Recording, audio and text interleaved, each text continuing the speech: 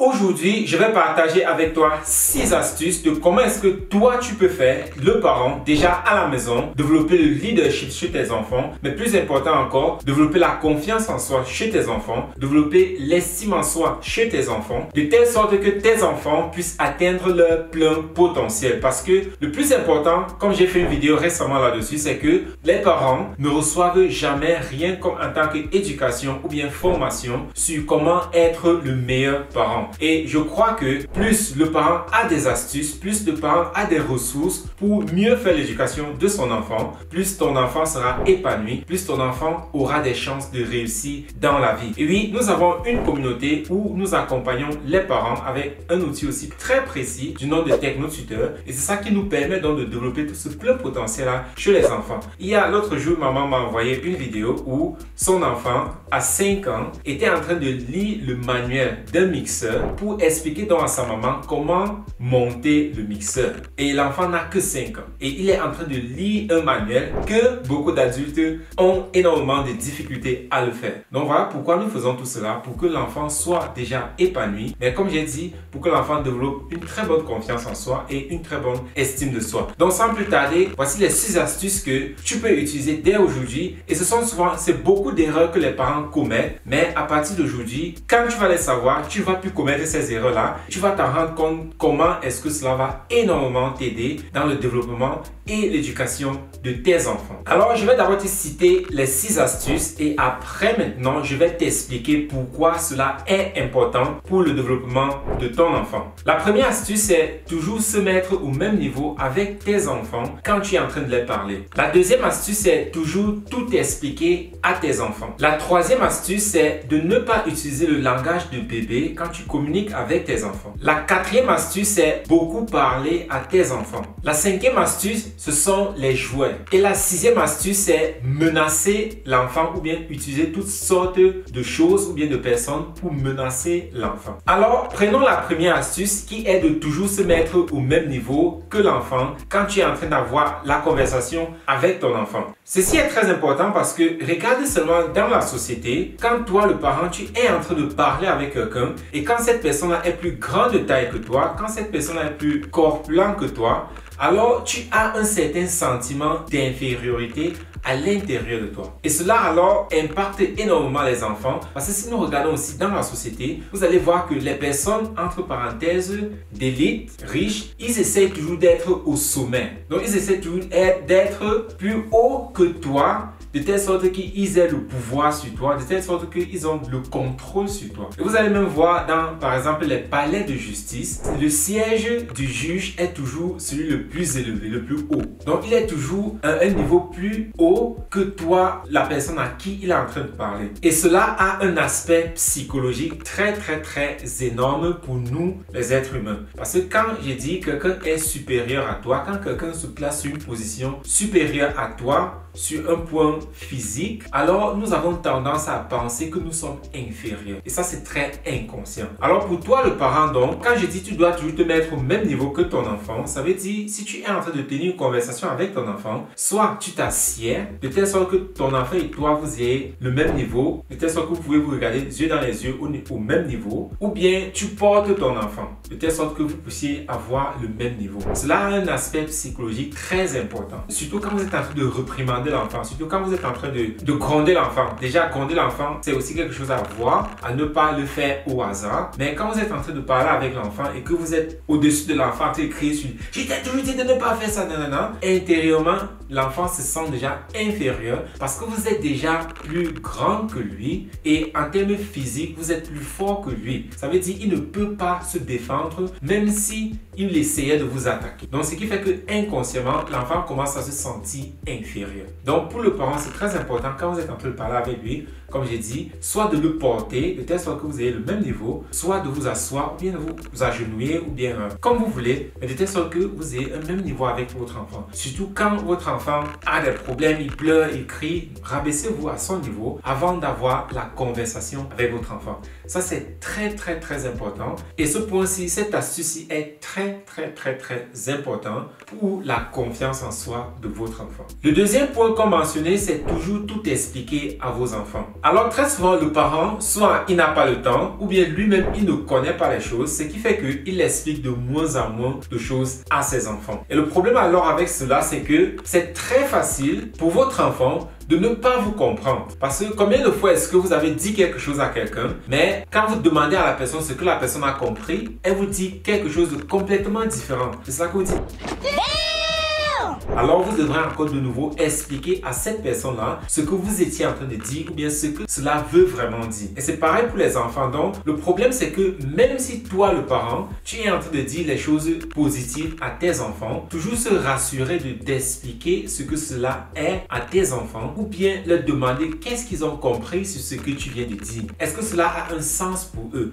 Donc toujours demander un feedback de tes enfants. Donc ne pas seulement assumer que quand tu dis ouais tu es magnifique ou bien tu es intelligent, que l'enfant comprend ce que ça veut dire. Parce que beaucoup de parents vont dire ouais tu es intelligent, ouais tu es beau, ainsi de suite. Mais demandez à l'enfant, est-ce que tu comprends ce que cela veut dire? Parce que si vous dites à quelqu'un tu es beau, tu es intelligent, tu es le meilleur, mais que la personne ne comprend pas ce que cela veut dire, alors ça ne sert à rien. Tout comme si vous dites tu es le meilleur, mais la personne comprend plutôt autre chose, alors pareil ça ne sert à rien, vous n'auriez pas le même résultat. Donc toujours beaucoup expliquer les choses à vos enfants, c'est très important. Donc quand vous dites à un enfant, ah tu es très intelligent, expliquez à l'enfant ce que ça veut dire. Un exemple, tu es très intelligent parce que quand tu commences quelque chose, tu n'abandonnes pas. Tu as cette persévérance là d'aller jusqu'au bout. C'est ça vraiment qui fait que tu es très intelligent. Je t'apprécie beaucoup pour cela. Alors là, ça clarifie exactement à l'enfant pourquoi est-ce que vous pensez qu'il est intelligent. Pourquoi est-ce que vous pensez qu'il peut le faire. Parce qu'il comprend que, ah en fait, si maman pense que je suis intelligent, c'est parce que quand je commence un projet, je ne l'abandonne pas, j'y vais jusqu'à la fin. Donc, c'est ça qu'il comprend prochainement quand vous dites, ah, tu es intelligent. Donc, vraiment, tout expliquer à vos enfants comme ça, cela va leur permettre donc de mieux comprendre ce que vous êtes en train de leur dire et cela va donc permettre à l'enfant de mieux développer sa confiance en soi et son estime en soi. Et ce sont les choses les plus importantes pour le bon développement d'un enfant. Bien sûr,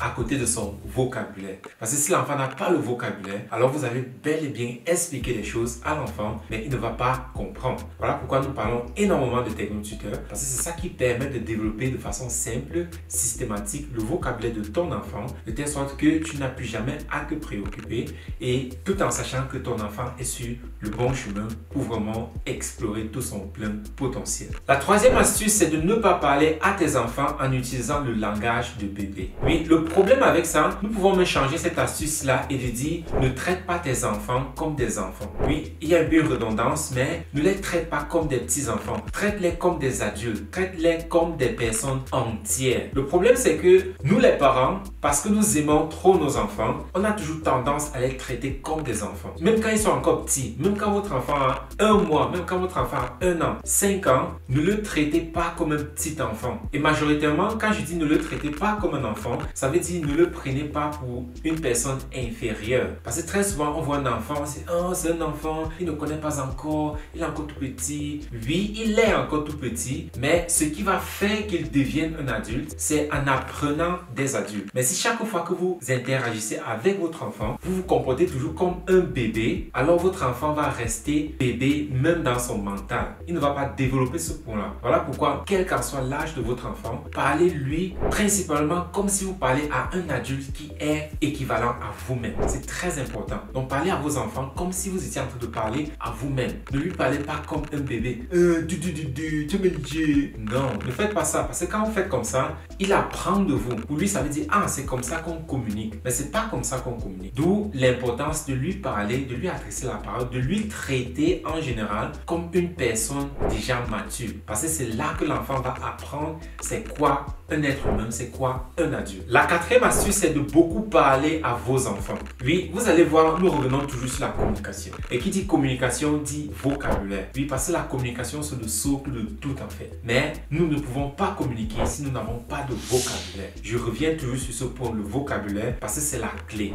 Mais comme j'ai dit, parlez beaucoup à vos enfants. Il y a un livre qui a été écrit et le titre du livre, c'est 30 Million Word Gap. Et dans ce livre-là, ils expliquent comment les enfants qui naissent dans des classes d'élite, dans des classes de riches, il y a une période où on appelle les 3 premières années de la vie de l'enfant. Et ce qui est intéressant, c'est dans ce livre-là, si vous n'avez pas encore lu ce livre, je ne peux que le recommander. Vraiment le lire pour comprendre pourquoi j'explique tout ce que je suis en train d'expliquer là. Mais si vous ne pouvez pas le lire, alors je vais donner un petit résumé pour que vous compreniez. Alors dans ce livre-là, il y a ce qu'ils ont appelé les 3 premières années de vie d'un enfant. Et ils expliquent comment durant ces 3 premières années-là, notre cerveau se débarrasse de tout ce qui n'est pas utilisé. Oui, ton cerveau, le cerveau de ton enfant, durant ces 3 premières années-là, se débarrasse de tout ce qui n'est pas utilisé. Donc ça veut dire ici, durant ces années-là, ton enfant, le vocabulaire de ton enfant n'est pas en train d'être développé, alors le cerveau va se limiter, il va se débarrasser d'énormément de circuits à l'intérieur qui ne sont pas utilisés. Donc si ton enfant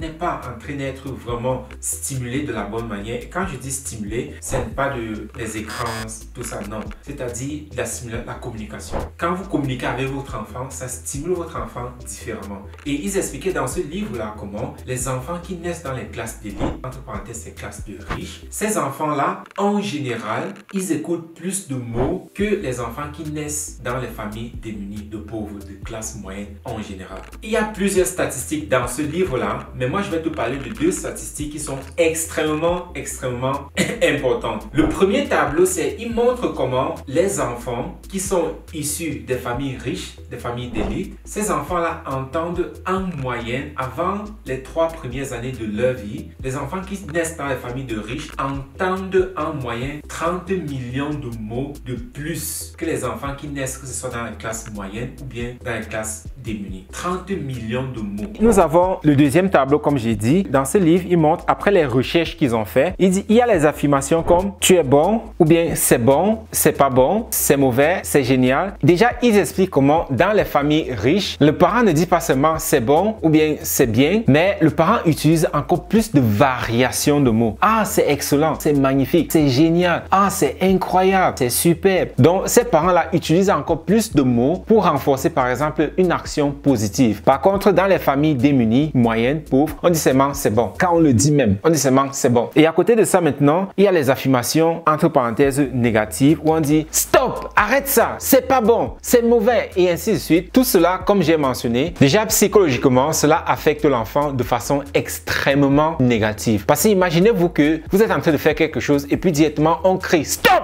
C'est déjà tout ton corps même réagit. Cela crée un choc au niveau du corps de l'enfant. Donc, imaginez-vous que vous êtes constamment sur ce choc-là. Voilà pourquoi parfois, dès que vous voulez commencer à parler, directement vous allez voir vos enfants réagir d'une certaine manière. Ou bien si vous êtes un parent qui est peut-être colérique, ou bien que vous avez l'habitude de trop gronder vos enfants, ou bien de trop les battre, dès qu'il y a une petite chose, directement, ils attendent la conséquence qui est soit maman va me battre dessus, soit maman va me crier dessus, parce que c'est déjà extrêmement programmé à l'intérieur d'eux. Et cela plus tard aura un effet très néfaste sur vos enfants. Donc pour revenir à ce tableau-là, ici il montre comment dans les familles riches, les affirmations positives, donc déjà « ah c'est excellent »,« ah c'est très bien »,« ah c'est génial », qu'un enfant écoute avant les 3 premières années de sa vie égale à 664 000 mots qu'un enfant écoute environ dans les classes riches d'élite. Comparé à celui qu'un enfant qui naît dans les classes pauvres moyennes écoute qui est de 104 000 mots. Donc c'est une différence de plus de 1 sur 6. C'est très fascinant. Et maintenant les mots négatifs du genre stop, arrête, ne fais pas ça, qu'un enfant écoute qui est dans une classe d'élite ou bien dans une classe de riches, cela équivaut à 104 000 mots. Par contre, les affirmations négatives qu'un enfant qui naît dans les classes moyennes, pauvres, écoute est de 228 000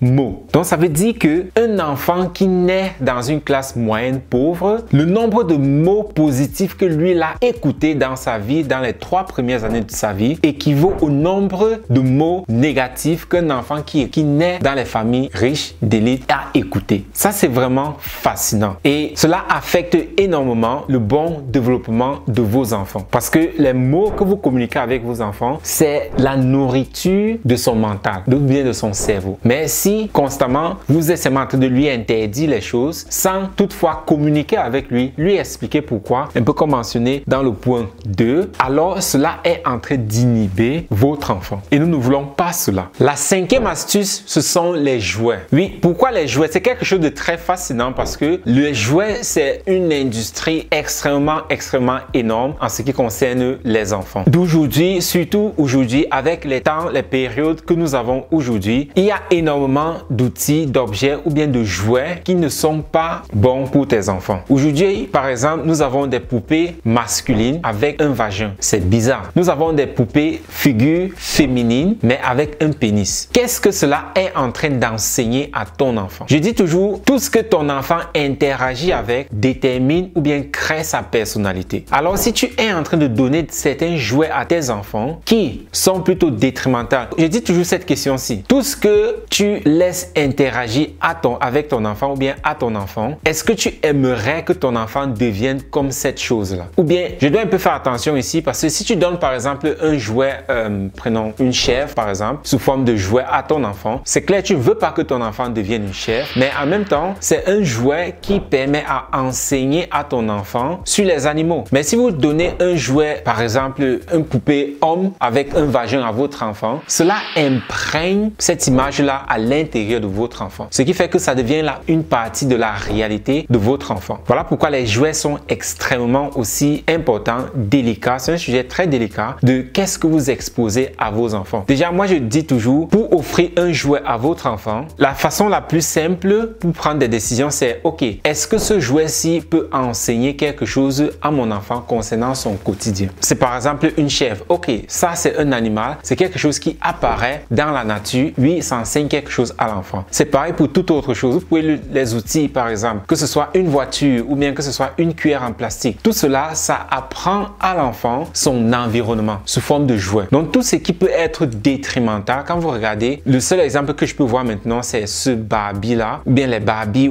des jouets masculins avec des vagins. Et il y en a, c'est parfois, on se demande, mais c'est quoi le but derrière? C'est pour programmer tes enfants à penser et à voir le monde d'une certaine manière. Donc, toi, le parent, toujours avant d'offrir un jouet à ton enfant, pose-toi la question, est-ce que si mon enfant commence à penser comme ça, est-ce que cela va me plaire? Si la réponse est non, alors n'offre pas cette chose-là à ton enfant parce que ça va lui imprégner mentalement. J'ai discuté avec une maman et j'étais en train de lui présenter notre programme que nous faisons pour aider les parents à développer le plein potentiel des enfants. Et durant notre conversation, sa fille donc était là, sa fille de 4 ans, et sa fille voulait l'attention de sa maman. Elle était là, maman vient. Et sa maman disait non, je suis occupée, je suis dans un appel. Mais sa fille ne faisait que insister. Alors à un moment, sa maman a dit, si tu n'arrêtes pas cela, je vais appeler le policier. Et directement, sa fille a arrêté et puis elle s'est assise comme droite. Et je n'ai rien dit sur le coup parce que nous étions dans une conversation. J'étais en train de lui faire comprendre quelque chose. Mais c'est quelque chose que nous enseignons aux parents avec qui nous travaillons déjà. Et pour toi, je vais te dire pourquoi c'est pas bien. Là, tu vas éviter de faire cela. Parce que comme j'ai dit, l'éducation, c'est la chose la plus importante dans la vie. Mais si nous ne recevons pas une meilleure éducation, alors cela va impacter énormément le potentiel et le développement de l'enfant. Déjà,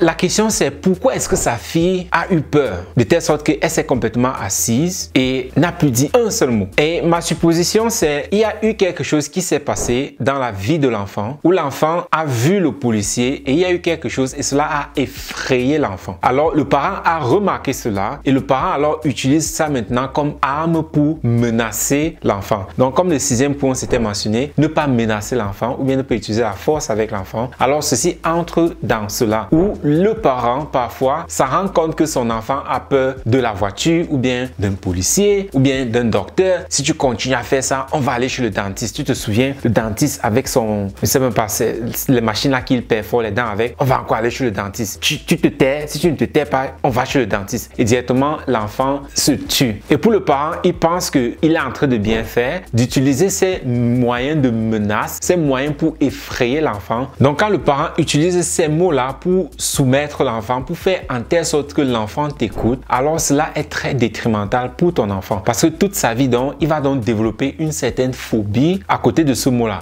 Pour cette maman, si c'est le mot policier, sa fille, d'une certaine raison, a peur énormément. Dès qu'on dit policier, tu peux voir comment son corps est en train de trembler. Et pour le parent, comme j'ai dit, c'est un peu comme une victoire, mais c'est très détrimental pour ton enfant. Et comme j'ai dit, beaucoup de parents utilisent cela. Vous allez voir, quand votre enfant a peur de quelque chose, très souvent, vous avez tendance à l'utiliser pour faire que votre enfant vous écoute. Mais cela est très détrimental pour votre enfant. Cela va détruire sa confiance et son estime de soi. Et plus tard pour l'enfant, chaque fois que dans sa vie, il aura affaire à un policier, il aura énormément peur. Il va toujours tout faire pour ne rien avoir à faire avec un policier ou bien ne jamais aller chez le dentiste parce qu'il est allé chez le dentiste une fois, on lui a fait mal mal avec les appareils dentaires et plus tard alors sa maman a continué à utiliser ce point-là pour le menacer avec pour qu'il fasse ce que sa maman veut, alors l'enfant se retrouve donc dans une situation mentale défavorable. Donc chaque fois que vous utilisez un mot comme ça ou bien une chose comme ça, pour certains parents, ils ont parfois des jouets qu'ils se rendent compte que l'enfant a peur de cela. Mais au lieu d'essayer de comprendre pourquoi l'enfant a peur de cela, ils utilisent plutôt cela pour obtenir de l'obédience chez leurs enfants. Ce qui n'est pas bon pour vos enfants, surtout si vous voulez développer des enfants qui n'ont peur de rien. Oui, des enfants très respectueux, mais qui n'ont peur de rien. Très souvent, le parent confond la peur et le respect. C'est pas parce que j'ai peur de toi que je te respecte. Et c'est ça que tu dois comprendre en tant que parent. C'est pas parce que tu menaces ton enfant et il t'écoute qu'il te respecte. C'est plutôt le contraire. Il a peut-être peur, mais il ne te respecte pas. Et le moment où tu vas plus pouvoir lui menacer, il va plus jamais même il va t'adresser la parole, mais il va plus jamais t'écouter en fait. Il va plus jamais t'écouter. Tu vas te rendre compte que voilà pourquoi certains parents, du jour au lendemain, ils disent mais qu'est-ce qui s'est passé avec mon enfant? Rien ne s'est passé. Ils sont juste arrivés à un endroit où ils n'ont plus peur de toi. Tu peux le fouetter comme tu veux, il dit je m'en fous. Tu me fouettes, ça me fait mal maintenant, mais après je fais ce que je veux. Donc voilà pourquoi tu ne veux pas utiliser la force et la menace envers ton enfant, parce que tu peux le menacer quelqu'un pour un jour, mais c'est très difficile de menacer quelqu'un toute sa vie. Ouais. Et tu ne veux pas que ton enfant devienne une marionnette. Tu veux que ton enfant devienne un leader. Voilà pourquoi c'est très important de ne pas utiliser la force, la menace, la peur pour que ton enfant t'écoute. Développe plutôt son vocabulaire, développe plutôt la communication entre vous deux. Là, ton enfant va toujours te respecter. Ce que tu veux de ton enfant, c'est le respect. Ce n'est pas de la peur. Donc, c'était tout ça, les 6 astuces pour bien développer le leadership, la confiance en soi, l'estime en soi chez ton enfant, de telle sorte que tu sois fier de ton enfant et fier de ton travail en tant que parent. Donc, comme j'ai dit, et je parle toujours du vocabulaire parce que sans ça, ton enfant ne peut rien faire. Oui, sans le vocabulaire, ton enfant ne peut rien faire. Nous avons des enfants qui, déjà à 1 an, reconnaissent les caractères de l'alphabet. Quelles qu'en soient les lettres que vous les montrez, ils sont en mesure de reconnaître cela et te dire cela. Nous avons des enfants qui, déjà à partir de 2 ans et demi, peuvent lire. Oui, ils peuvent lire et t'expliquer ce qu'ils sont en train de lire. Et déjà à partir de 5 ans, 6 ans, c'est incroyable. C'est incroyable. N'empêche pas à ton enfant d'être aussi l'un de ces enfants-là. Oui, n'empêche pas cela à ton enfant. Et à côté de ça, une fois que nous commençons à travailler ensemble, toutes ces astuces que je partage ici, là, tu es la première personne à les écouter. Tu es la première personne à pouvoir les implémenter directement dans ta parentalité, dans l'éducation de tes enfants, de telle sorte que tes enfants fassent vraiment ta fierté. Oui, c'est ça le plus important. Et aussi, l'inconvénient toujours, c'est que l'enfant n'est pas comme une maison. Oui, une maison, quand on construit une maison, à un certain niveau, si on se rend compte qu'il y a quelque chose qui n'est pas bien fait, alors on peut directement détruire la maison et puis recommencer à zéro. Pour l'enfant, c'est pas le cas. Une fois que son éducation est faite, elle est faite. C'est un peu comme cimenter. Et très souvent, quand l'enfant est encore petit, c'est très difficile de voir ses lacunes. C'est très facile d'utiliser la force pour que ton enfant t'obéisse. Mais une fois qu'il devient adulte, ce n'est plus le cas. Voilà pourquoi je demande toujours aux parents, commençons ensemble maintenant pour que toi, tu puisses déjà voir, oui, parce que nous avons les moyens et les méthodes déjà à partir de maintenant, quand l'enfant est encore petit, 1 an, 2 ans, 3 ans, 4 ans, 5 ans, pour détecter les erreurs dans l'éducation, dans la fondation de l'enfant, de telle sorte que cela ne soit pas un problème plus tard dans la vie de ton enfant. Alors, ne sois pas le dernier, mais surtout, ne sois pas cette personne-là qui regrette. Oui, parce que le regret, c'est pire que essayer et échouer. Parce que quand tu essayes et que tu échoues, là au moins tu sais que tu as essayé. Mais quand tu n'essayes même pas, alors tu vas le regretter toute ta vie. Alors, comme j'ai dit, utilise ces astuces-là pour bien développer ton enfant et rendons tous les enfants des génies.